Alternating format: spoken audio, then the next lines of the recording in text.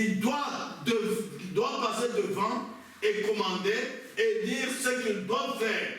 Et disent quand ils peuvent avancer, aller à gauche, aller à droite ou aller tout droit.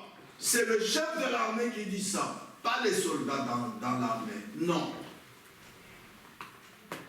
Soldats de Christ. Vous comprenez comment combattre? Notre arme, c'est la parole, oui. Et la parole est Dieu. Il faut attendre que Dieu aille devant nous pour frayer une voie. Frère Jean-Marie, tu peux nous lire Proverbe chapitre 20, verset 24.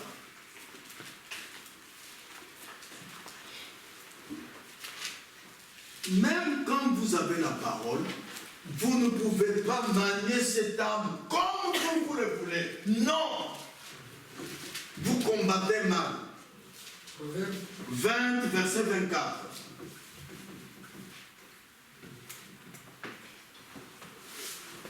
C'est l'Éternel qui dirige les pas de l'homme, mais l'homme est-il comprendre sa voie? Ah!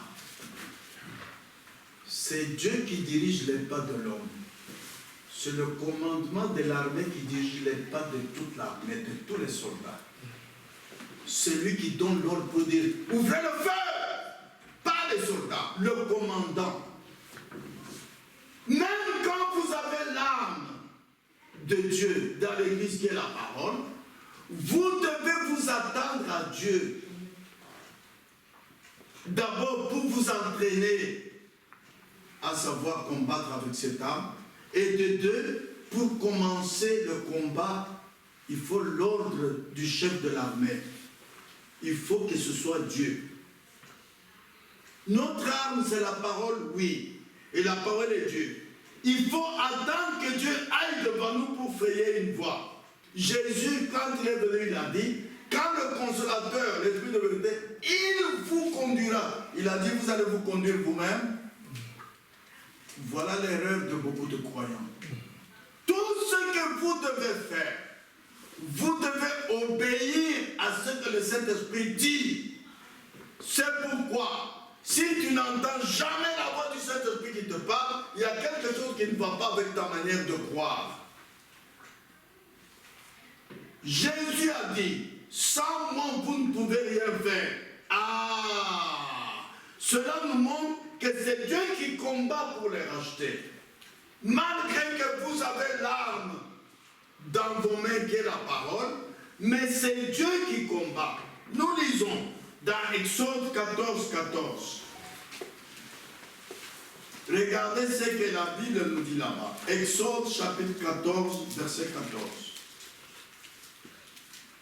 L'Éternel combattra pour vous et vous gardez le silence. Ah! Vous allez dire, mais comment ça? Moi j'ai l'arme en main. Comment l'Éternel va combattre pour moi? C'est celui qui va vous donner l'ordre. Celui qui va vous dire le temps de tirer, le temps de ne pas tirer. Amen. Lisons maintenant dans 2 Chroniques chapitre 20, verset 15. 2 Chroniques chapitre 20, verset 15.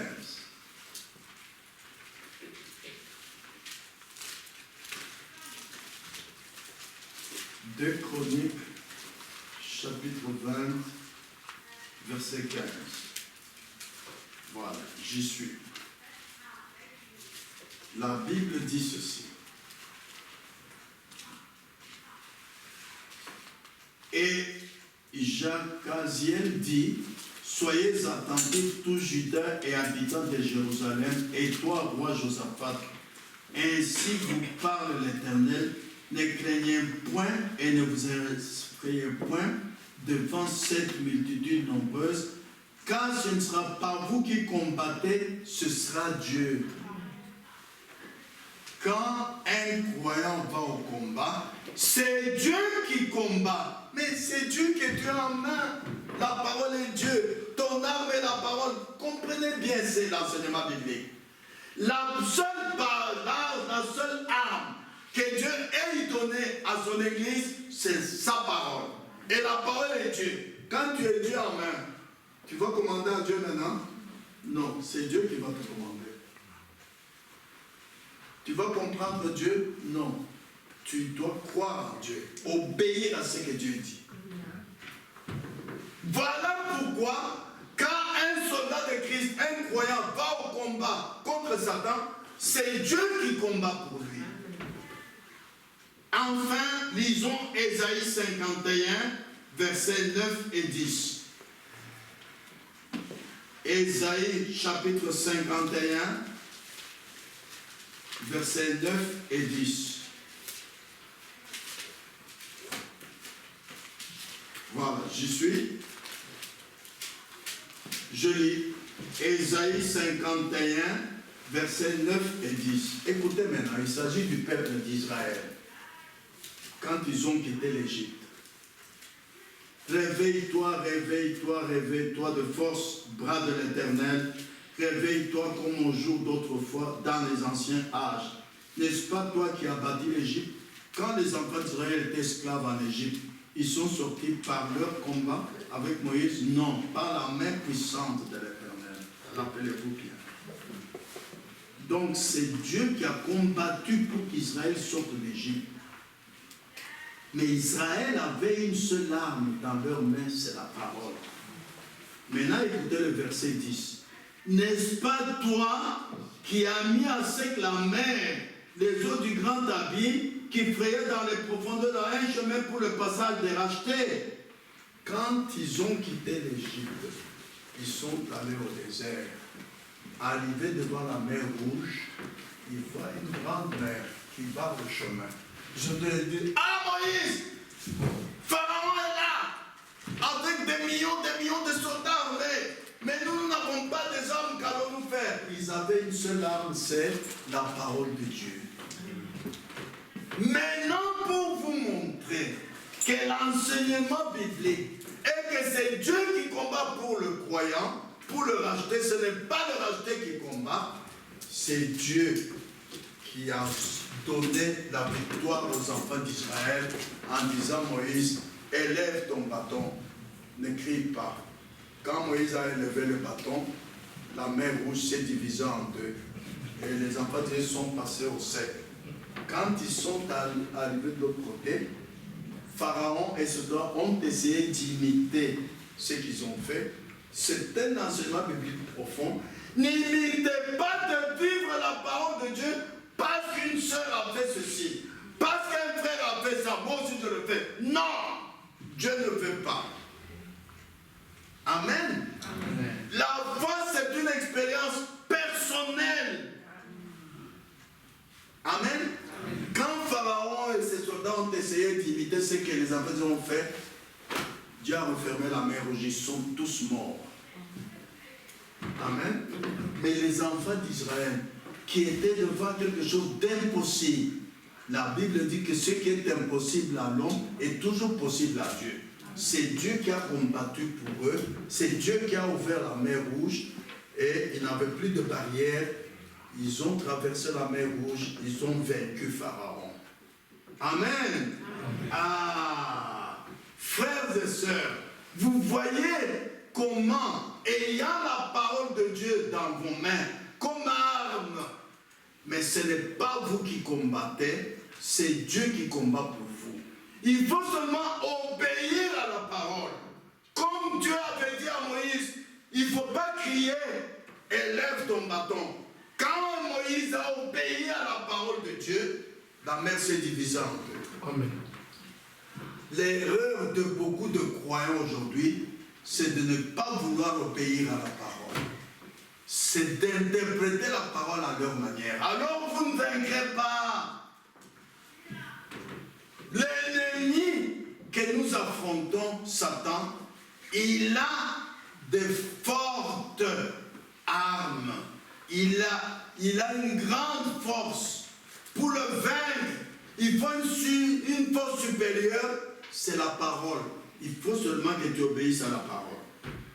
Maintenant, pour terminer, pour voir comment combattre avec cette puissante arme que Dieu nous a donné, la parole, nous en venons dans le Nouveau Testament.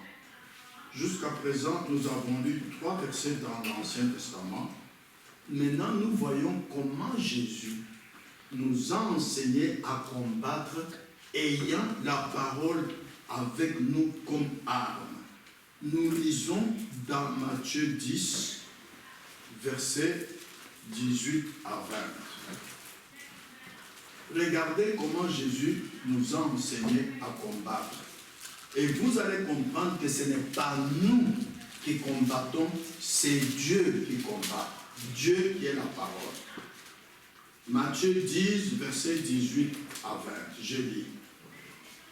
Vous serez menés à cause de moi devant des gouverneurs et devant des rois pour servir de témoignage à eux et aux païens. Mais quand on vous livrera, ne vous inquiétez ni de la manière dont vous parlerez, ni de ce que vous direz. Ce que vous aurez à dire vous sera donné à l'heure même. Alléluia.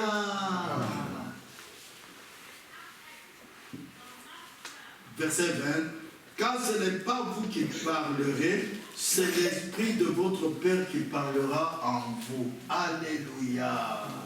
Vous voyez comment l'Éternel combat pour nous. Même quand vous avez la parole de Dieu en main,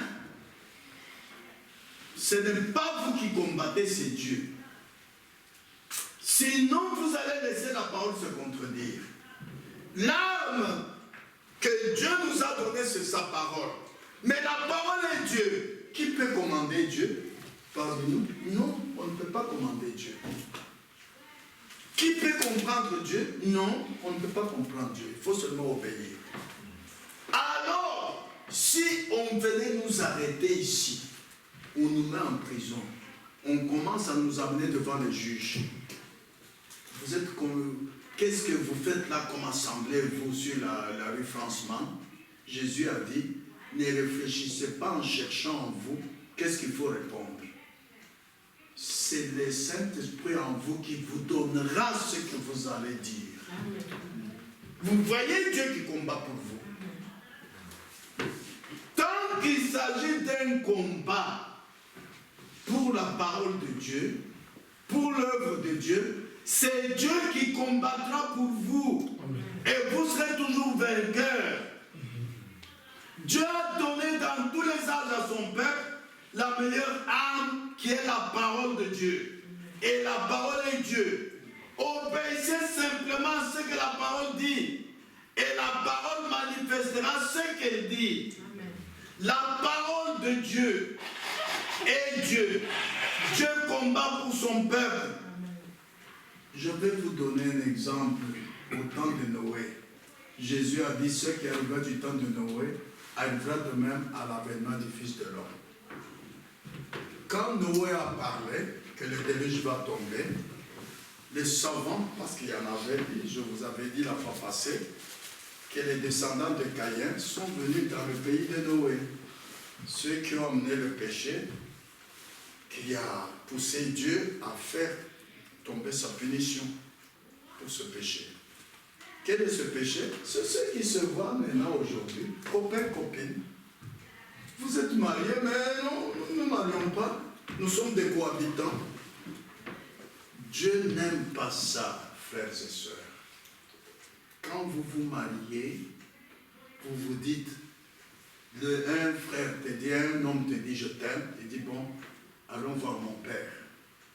Vous allez, votre père, il est d'accord, bon, maintenant, on doit aller à la commune, on doit aller à l'église. Comme voilà le mariage que Dieu exige.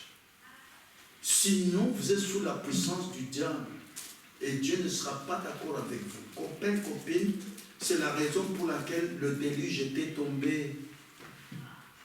Maintenant, quand Noé commençait à faire l'arche, il n'a pas fait selon son intelligence. C'est Dieu qui lui indiquait le bois à faire. C'est Dieu qui lui indiquait la dimension de l'arche, la longueur, la largeur, la hauteur.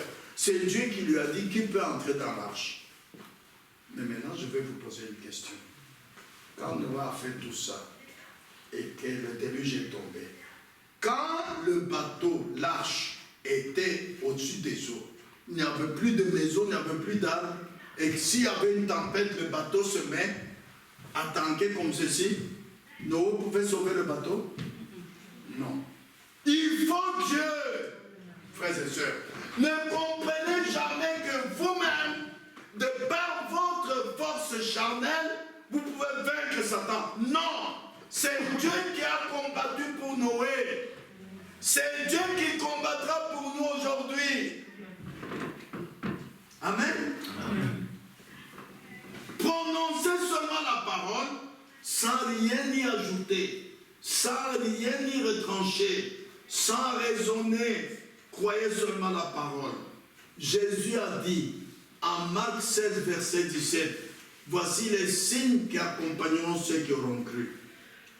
En mon nom, ils chasseront les démons.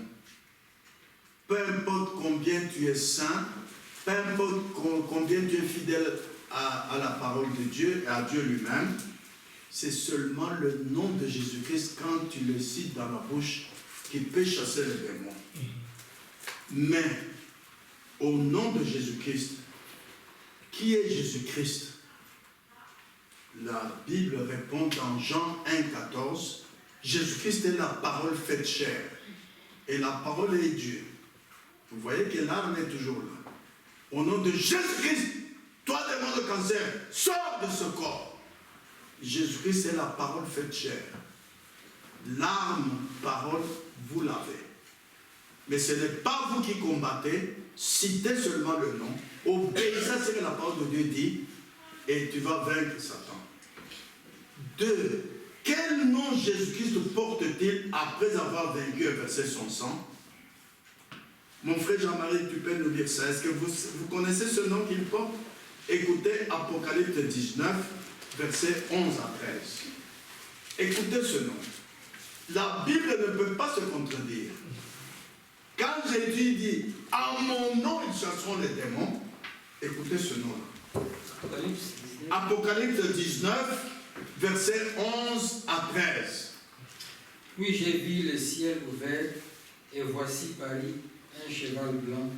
Celui qui le montait s'appelait fidèle et véritable, et il juge et combat avec justice. Ses yeux étaient comme une flamme de feu, sur sa tête étaient plusieurs diadèmes. Il avait un nom écrit que personne ne connaît, ni lui-même. Il était revêtu d'un vêtement teint de sang. Ah, là nous reconnaissons que c'est lui. Il portait un teint de sang, c'est le sang qui a coulé à la croix. Oui, et son nom? Son nom est la parole de Dieu. Alléluia! En mon nom, ils chasseront les démons. C'est au nom de la parole de Dieu que nous chassons les démons. Amen. La Bible ne se contredit pas. Continue verset 14 à 16, mon frère Jean-Marie. Écoutez la suite. Les armées qui sont dans le ciel les suivaient sur des chevaux blancs revêtus d'un fin lin blanc pur. De sa bouche sortait une épée aiguë. Pour frapper les nations, il les pétra avec une verge de fer. Il foulera la cuve du vin de l'ardente colère du Dieu Tout-Puissant. Il avait sur son vêtement et sur sa cuirasse un nom écrit, Roi des rois et Seigneur des seigneurs. Et j'ai vu un ange qui s'était né dans le soleil, et il cria d'une voix forte, disant à tous les oiseaux qui volaient par le milieu du ciel, venez rassemblez-vous pour le grand festin de Dieu, afin de manger la chair des rois, la chair des chefs militaires, la chair des puissants, la chair des chevaux et de ceux qui montent, et de ceux qui le montent, la chair de tout, libres et esclaves, petits et grands. C'est tout. Jusqu'à 20. Oui, non, jusqu'à 16. Maintenant, revenez à Jean 3,16. Dieu a dit, Dieu a tant aimé le monde, qu'il a donné son Fils unique, afin que quiconque croit en lui ne périsse point, mais qu'il ait la vie éternelle. Pour ne pas périr, tu dois vaincre Satan. Satan n'aime pas que tu aies la vie éternelle. Satan veut t'attirer dans ses feux à lui, pour t'amener à la même mauvaise destination finale que lui. Mais pour vaincre, Dieu t'a donné une arme, c'est la parole. Et cette parole, celui qui a porté cette parole, c'est Jésus-Christ, qui est appelé parole de Dieu. Maintenant, écoutez comment s'accomplit Jean 3,16. Frère Jean-Marie, tu peux lire Apocalypse 17, verset 14. Écoutez combien vous avez besoin d'obéir à la parole, de suivre Christ et vous avez la victoire. C'est si facile. Ce n'est pas vous qui combattez, c'est Christ. Allez-y. Ils combattront contre l'agneau et l'agneau les vaincra, parce qu'il est le Seigneur des seigneurs et le roi des rois, et les appelés, les élus et les fidèles qui sont avec lui les vaincront aussi. Les élus, les fidèles vaincront avec lui. Et quel est le troisième groupe? Et il me dit, les eaux que tu as vues sur lesquelles la prostituée est assise, ce sont les peuples, les foules. Non, Apocalypse 17, 14. Quels sont les trois groupes qui vaincront ensemble avec Christ? Il dit, les appelés, les élus et les fidèles qui sont avec lui les vaincront aussi. Les appelés, c'est tous ceux qui sont venus à l'église, mais qui n'ont pas le baptême du Saint-Esprit. Les élus, c'est ceux qui sont venus à l'église, qui ont le baptême du Saint-Esprit et qui iront dans l'enlèvement. Et les fidèles aussi ont vaincu, mais n'ont pas le baptême du Saint-Esprit. Donc il y a trois groupes. C'est ça le peuple de Dieu. Le peuple de Dieu ne peut pas échouer dans le combat devant Satan. Non. Parce qu'ils sont avec Christ, le commandant, le chef de l'armée. Et c'est lui qui combat pour nous. Là où, quand il a vaincu, nous étant avec lui, nous allons vaincre avec lui. Amen. Ah, frères et sœurs. Les appelés, les élus et les fidèles qui sont avec l'agneau vaincront aussi. Mais, écoutez bien, seulement ceux qui croient que ce n'est pas eux qui combattent, parce qu'eux sont chers, c'est Dieu qui combat. Ou celui qui, quand la Bible dit, celui qui se confie en l'Éternel renouvelle sa force. Même quand vous devenez faible, vous vous confiez seulement en l'Éternel. C'est lui qui combat pour toi. C'est lui qui combat pour nous. Dieu est la parole.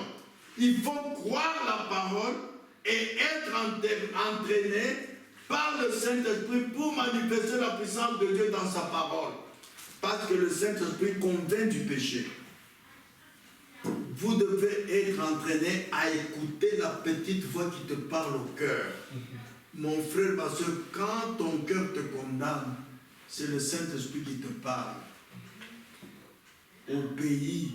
Ne fais pas ce que tu fais là, c'est mauvais. Voyez, croyez simplement la parole, car Ésaïe 59, verset 19 dit ceci. Je lis. Ésaïe 59, verset 19. Je lis. On craindra le nom de l'Éternel depuis l'Occident et sa gloire depuis le soleil levant. Quand l'ennemi viendra comme un fleuve, l'Esprit de l'Éternel le mettra en fuite. Amen. Amen. C'est toi qui le mettras en fuite? Non, l'Esprit de l'Éternel. Vous voyez comment l'Éternel combat pour nous? Devant le feu, Méchach, Shadrach, Abednego, qui a fait que le feu ne brûle pas leurs cheveux ni leurs habits? Ce n'est pas eux, c'est l'Éternel. Eux, ils n'avaient qu'une chose, c'est d'obéir totalement à ce que dit la parole.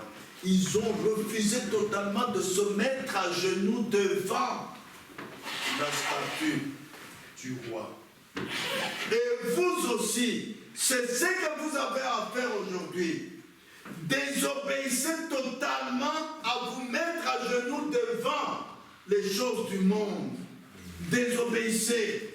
Comme Méchach, Shadrach, Abednego. Peu importe ce que cela va vous coûter, parce que quand l'ennemi viendra comme un fleuve, c'est l'Éternel qui va le mettre en fuite, pas toi. Amen. Amen. Dieu est esprit. Nous avons vu comment combattre et vaincre. Éphésiens 6, verset 11 dit que les armes que nous avons ne sont pas charnelles. Éphésiens 6, verset 11. Revêtez-vous de toutes les armes de Dieu afin de pouvoir tenir ferme contre les ruses du diable. Écoutez maintenant quelque chose qui va vous éclairer, que vous devez laisser Dieu combattre devant vous, pas vous. Amen. Amen. Voici l'une des armes que nous devons prendre. Si vous avez le temps à la maison, lisez du verset 11 jusqu'au verset 19. Mais maintenant, je vais prendre l'une des armes, le verset 18. Faites en tout temps par l'Esprit toutes sortes de prières et de supplications pour vaincre. Par exemple, si vous avez le cancer, par exemple, si vous avez une maladie incurable, n'essayez pas de prier seulement par l'intelligence. Là, vous ne mettez pas Dieu en avant. Maintenant, en ce moment-là, vous devez prier jusqu'à ce que vous soyez emporté en esprit. Jusqu'à ce que vous entrez dans l'esprit. Jusqu'à ce que vous soyez ravi en esprit. Évidemment, ça commence par la chair pour finir en esprit. D'abord, vous devez être totalement en ordre avec Dieu. Vous repentez de tout le mal que vous avez fait. Alors vous priez, parce que Dieu n'exauce point les pécheurs. C'est numéro 1. Numéro 2, même quand vous n'avez pas de péché, nos âmes ne sont pas charnelles, dit la Bible. Si ta prière est celle seulement que tu pries par l'intelligence, tu ne vaincras pas. Parce que nous avons à lutter contre les esprits méchants célestes. Amen. Et il nous faut une arme qui est la parole de Dieu. Et la parole de Dieu est Dieu. Vous devez le laisser lui passer en avant. Alors, en ce moment-là, même s'il vous faut veiller en prière, vous vous soumettez à Dieu. Vous priez jusqu'à ce que vous sentirez que vous êtes emporté en esprit. Et maintenant, Dieu vous conduira dans la prière. Et ça devient une arme. Amen. Ah, regardez l'exemple de Jean quand il était dans l'île de Patmos. Il a été maltraité et tout. Maintenant, pour vaincre, regardez ce qui lui est arrivé. Apocalypse 1, verset 10. Je fus ravi en esprit au jour du Seigneur et j'entendis derrière moi une voix forte comme le son d'une trompette. Dieu est esprit. Pour que vous soyez en contact avec Dieu, pour dialoguer avec lui, il vous faut aussi être emporté en esprit. Ce n'est pas n'importe quel croyant que Dieu va parler. Non. Regardez l'exemple de Jean. C'est ce qui amène l'échec à beaucoup de croyants qui disent ils combattent. Vous combattez mal, vous n'aurez pas la victoire. Pour avoir la victoire, vous devez laisser la place numéro 1 à Dieu. Et Dieu est esprit. Amen. Amen. Pour vaincre, les armes avec lesquelles nous combattons ne sont pas charnelles. Nous avons lu dans 2 Corinthiens 10, verset 4. Vous prierez avec l'intelligence, vous prierez aussi par l'esprit. Vous chanterez avec l'intelligence, vous chanterez aussi avec l'esprit. Amen. Mais pour autant que, vous êtes tout à fait en ordre avec Dieu, et de 2, vous le désirez dans votre cœur. Parce que Dieu donne à l'homme ce que son cœur désire. Si vous n'avez jamais désiré d'entrer en esprit, mais comment est-ce que Dieu va vous laisser entrer en esprit? Amen. Amen. Lorsque Dieu a donné à son peuple la meilleure arme, qui est sa parole, vous devez être entraîné par le Saint-Esprit, alors vous vaincrez. Pas vous entraîner vous-même, non. Être entraîné par le Saint-Esprit. Nous connaissons par la grâce de Dieu la tactique de Satan qu'il a utilisée au jardin d'Éden avec Ève. Satan va vous influencer à désobéir à la parole de Dieu par les convoitises du péché. Toutes ces femmes qui sont influenceuses ont des démons. Ma soeur, attention même à ta marche. Vous voyez que beaucoup de femmes marchent comme ça. Elles ont des démons. Pourquoi est-ce qu'elles marchent comme ça? C'est pour influencer les hommes. Leur habillement, c'est pour influencer les hommes à les regarder et à les convoiter. Amen. Alors, attention, ne devenez pas influenceuse. Pour devenir influenceuse, tu dois savoir que tu as un démon. C'est Satan qui a influencé Ève au commencement pour qu'elle tombe dans le péché. Vous devez désobéir aux convoitises du péché. Le péché vient quand tu as une convoitise du péché. Vivez la parole telle qu'elle est, telle qu'elle a été donnée sans rien y ajouter. Ève a péché car elle a obéi à un raisonnement qui s'opposait à la parole de Dieu. Dieu sait que vous ne mourrez point. C'est un raisonnement.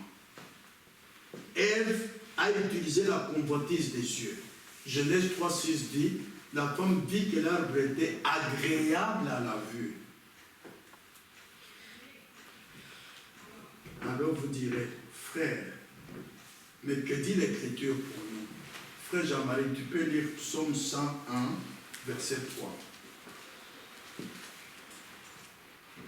Non, lis d'abord 1er Jean, chapitre 2, versets 15 et 16. Nous allons terminer maintenant. 1er Jean, chapitre 2, versets 15 et 16. Voilà ce à quoi beaucoup de ceux qui vont dans les églises n'obéissent pas. N'aimez pas le monde ni les choses qui sont dans le monde.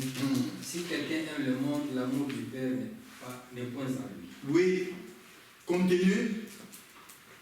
Car tout ce qui est dans le monde, la convoitise de la chair, la convoitise des yeux et l'orgueil de la vie ne vient point du Père, mais vient du monde. Le péché vient quand on met la convoitise du péché devant toi. Ève a eu la convoitise des yeux. Lisez Genèse 3,6. La femme vit que l'arbre était agréable à la vue. C'est quand un homme voit que cette femme est très belle qu'il va te suivre. Et pour qu'il voit que tu sois très belle, toi tu dois devenir influenceuse. Amen. Il y a deux sortes d'habillement des femmes ici dans la vie. Il y a les femmes qui portent des robes très larges. Tu ne verras même pas ses mollets. Jamais. Tu ne verras pas son bassin. Non. Tu ne verras pas sa poitrine. C'est tellement large. Mais pour d'autres, c'est tellement serré que sa poitrine est dehors, son bassin est dehors, ses jambes, ses cuisses, on les voit. Mes frères et sœurs, c'est pour influencer que dit l'Écriture. Psaume 101, verset 3. Frère Jean-Marie. Maintenant, toi, homme, écoutez ce que l'Écriture dit. Psaume 101, verset 3. Je ne mettrai rien de mauvais devant mes yeux. J'ai eu la conduite des pécheurs. Elle ne s'attachera point à moi. Je ne mettrai rien de mauvais devant mes yeux. Ah, mes chers, vous êtes si courants. Hein? Vos enfants, ce qu'ils voient à la télévision, ce sont que de bonnes choses. Là, vous transgressez la parole, n'est-ce pas, vous les parents? Ce sont les parents qui sont délinquants. Alors les enfants grandissent dans le mal, en mettant chaque jour devant leurs yeux quelque chose de mauvais, alors que la Bible dit le contraire. Je ne mettrai rien de mauvais devant mes yeux. Pas de film porno, non. Quand je vais à un endroit où je vois les femmes en mini-jupe, je détourne mes yeux. Voilà ce que la Bible m'enseigne. Je ne regarde pas, tu continues à regarder. Comment? Et puis tu vas à l'église. Mais Dieu n'est pas avec toi, c'est un démon qui est avec toi. Tu dois détourner tes yeux, frères et sœurs. Vous voyez que la Bible nous a été donnée comme une arme contre l'ennemi Satan. La parole de Dieu est la seule arme que Dieu nous a donnée. Il n'y a pas de meilleure arme que ça. Non. Ne dis pas, oh moi mon pasteur, non, non, non, non. Ton pasteur ne t'est pas donné comme arme. C'est la parole. Et c'est individuel. Quand tu as la parole, même toi-même, quand tu as des mauvaises pensées qui bouillonnent en toi, tu dois savoir vaincre parce que tu as la parole. Ton propre cœur te dit, et va un peu boire un petit verre, va un peu boire un petit verre. Tu dois dire, toi démon qui me parle, va-t'en au nom de Jésus-Christ. Tu dois savoir chasser un démon en toi-même. Tu dois refuser d'obéir à ce que ce démon te dit. Mon frère Jean-Marie, Dieu avait inspiré. Le premier cantique qu'il a fait chanter aujourd'hui, c'est quand tu dis adieu au péché que tu as fait hier, n'est-ce pas? Tu te souviens de ce cantique que tu as fait chanter? Dire adieu signifie quoi? Voilà ce que beaucoup ne font pas. Tu viens ici, après cette prédication, tu vas te repentir. Seigneur, pardonne-moi, j'avais été danser à telle fête, pardonne-moi, j'ai bu un peu. Après une semaine, tu reprends. Ça, ce n'est pas dire adieu au péché, c'est dire au revoir. Et quand tu dis au revoir au péché, tu es comme un chien, le seul animal que Dieu est. Attention, si vous ne saviez pas, si tu as un chien que tu le vends, ne donne pas la dîme de chien ici. Dieu ne veut pas. Je peux vous lire le verset dans la Bible. Parce que le chien est le seul animal qui vomit ce qu'il avait mangé. Après, il rentre, il remange ce qu'il a vomi. Voilà ce que beaucoup de gens font en venant à l'église. Il se repent d'un péché qu'il a commis. Après 2 jours, il recommence le même péché. C'est-à-dire que tu es incapable de vaincre le démon. Tu es incapable de chasser le démon. Mais comment, toi qui as entendu le message, le combat, comment tu ne parviens pas à vaincre ton ennemi? Comment tu ne connais pas d'où vient le mal? Le mal au jardin d'Éden est venu par un démon, par Satan. Il n'est pas venu de lui-même.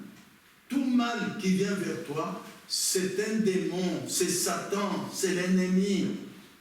Tu ne dois pas jouer avec ça. La fin est très mauvaise, frères, sœurs. C'est pourquoi, aujourd'hui, ne sois plus comme un chien. Tu vas dire à Dieu, Seigneur, pardonne-moi. Réellement, je reconnais que j'étais comme un chien. Chaque mal, le mal, tel mal, tu le cites, que je faisais, après la prédication, je me réponds. 2-3 jours après, à la maison, je recommence. J'ai bien entendu que je ne dois pas jouer aux cartes. Je me suis repenti. Mais 2-3 jours, je recommence à jouer aux cartes. Vous voyez, j'ai bien entendu qu'un croyant ne doit pas jouer au loto pour gagner des millions. Non, c'est à la sueur de ton front que tu gagneras ton pain. Mais moi, je continue à jouer au loto. Je ne le ferai plus, Seigneur. Quand tu vois que tu te repens d'un mal que tu as fait et que tu y rentres, tu es un chien. Tu n'es pas en ordre avec Dieu. Tu n'as pas vaincu Satan. Au contraire, c'est Satan qui continue à te vaincre. Il était sorti, tu lui as donné l'occasion de revenir dans sa maison parce qu'il n'y a aucune puissance. Que Dieu vous bénisse tous. Inclinez la tête pour l'adoration.